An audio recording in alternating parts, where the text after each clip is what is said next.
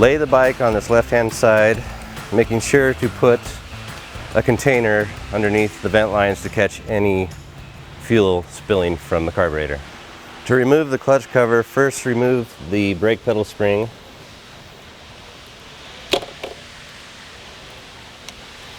Press down on the rear brake caliper,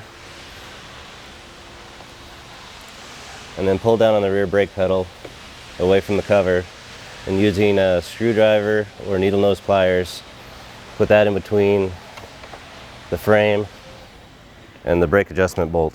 It is often easier to remove or loosen the oil fill cap before taking off the cover.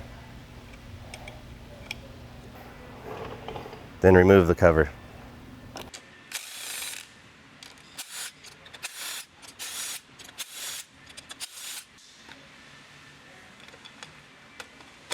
Now remove the pressure plate, starting with removing the pressure plate bolts.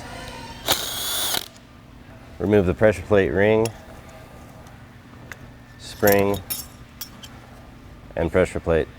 Set aside the slider ring, the bell valve spring, and the pressure plate ring, as they will be reused in the install. Now remove the clutch pack, beginning with the friction and then the drive plate. Using dental picks will make this process easier. You can also remove the clutch pack entirely in one move.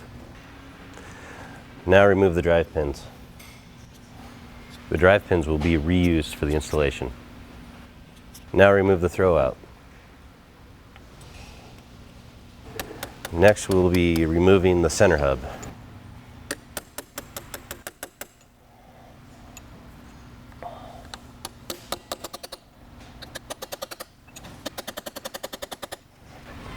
With the bike in gear, you can use an impact gun to remove the center clutch nut. Remove the inner hub, making sure that the washer is put back. Now take the EXP disc and frictions and soak them in oil. Now check the condition of your dampers. You do this by placing your thumbs on the embossed part numbers of the inner hub and rotate the inner hub back and forth. If they are tight, they are in working condition. Next, remove the inner hub from the hub and remove the dampeners.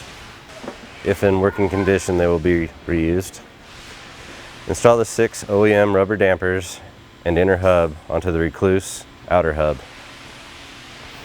First, start with the dampers with the attachment point of the damper against the outer rim of the hub.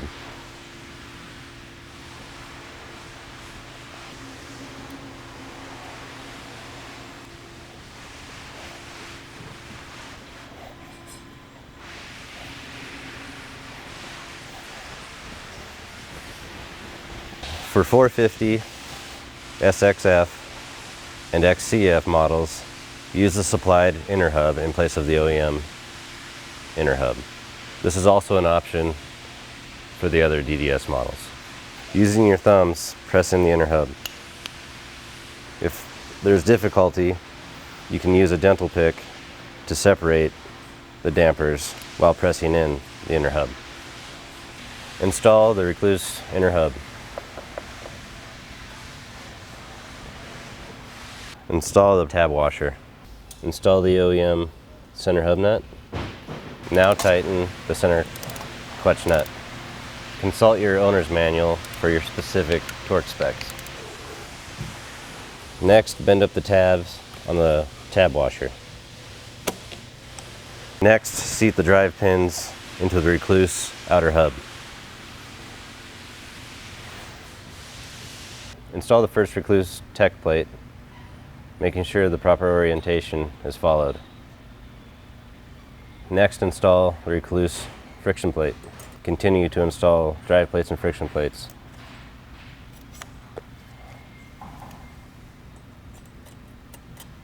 Now install the Rekluse EXP disc. Install the throw out. Now install the Rekluse lining plate into the pressure plate, making sure that the orientation is correct. Using a thin layer of oil will help seat the lining plate onto the pressure plate. Install into the center hub. Install the OEM slider ring, making sure that the rounded portion is up. It also has a stamp marking the top. Now install the Belleville spring, cup side down. Install the pressure ring, flat surface up, and for specific model information and pressure ring setting, refer to the setup sheet in the manual. Install the provided Rekluse pressure ring bolts.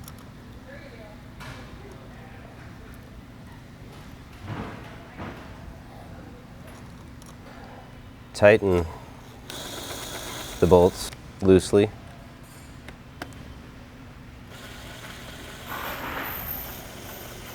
Using a torque wrench, torque the bolts to the suggested torque spec.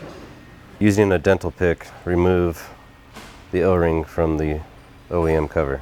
Install the OEM gasket into the Rekluse clutch cover. Install the clutch cover.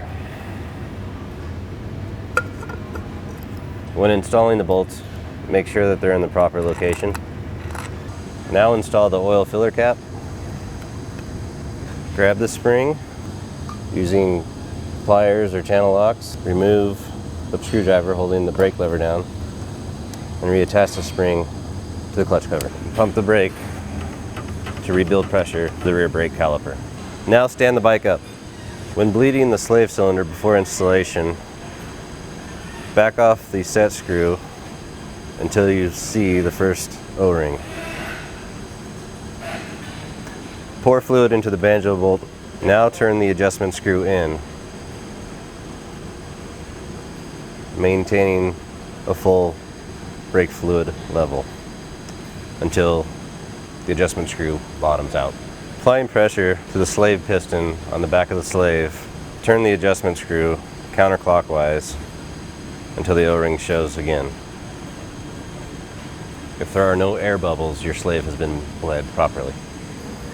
When removing the slave cylinder, leave the clutch reservoir cap on to eliminate clutch fluid loss. Prepare to remove the slave cylinder by removing the bleeder cap and loosening the banjo bolt.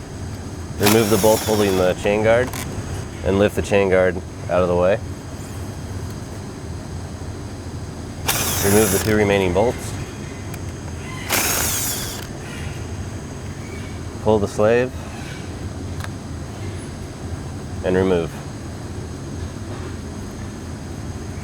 Remove the banjo bolt from the clutch line. The OEM crush washers will not be reused. Install a new crush washer provided in your kit to the banjo bolt.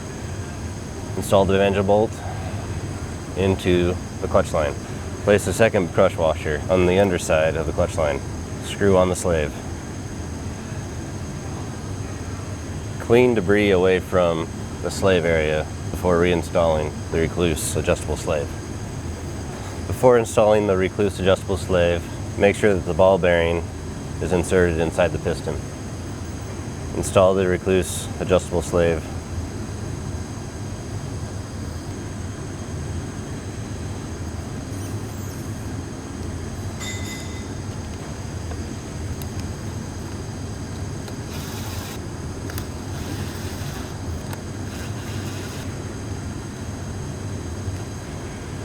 Tighten the banjo bolt. Prepare to bleed the clutch slave cylinder. Make sure that the clutch reservoir is perpendicular to the ground.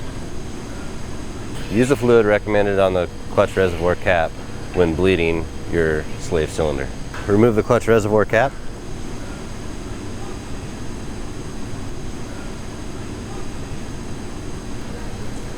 And the reservoir gasket. Fill the reservoir with the appropriate fluid. Attach the supplied bleed tube to the banjo bolt port and loop into a suitable container. Pump the clutch lever 3 to 5 times and then hold against the handlebar. Using the appropriate wrench, open the bleed port while continuing to hold the clutch lever at the handlebar. Air and fluid may flow from the bleed tube. Tighten the bleed port when pressure is lost. Slowly release the clutch lever and check the fluid level in the clutch master cylinder. Fill if necessary. Repeat steps until air no longer comes out of the bleed port. Remove the bleed tube and wrench. Reinstall the bleed port cover. Install the reservoir cap.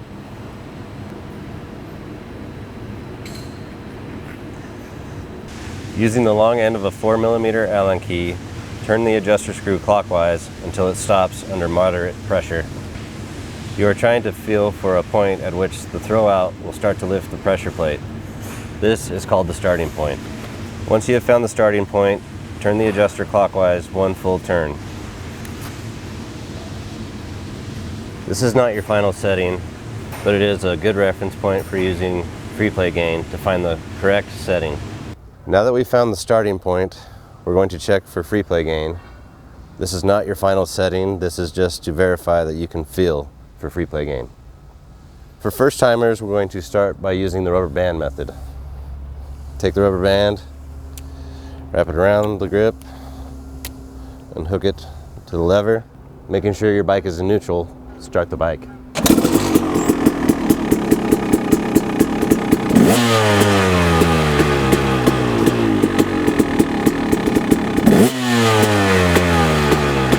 Now remove the rubber band and try checking free play gain with your hand. Using light pressure, take the slack out of the clutch system and rev the motorcycle.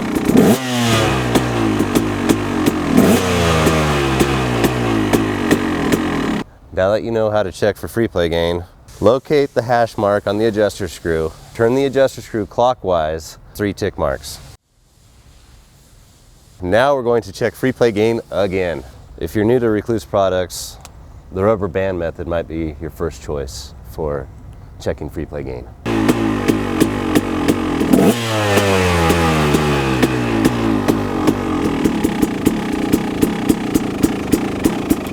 Now try using the hand method.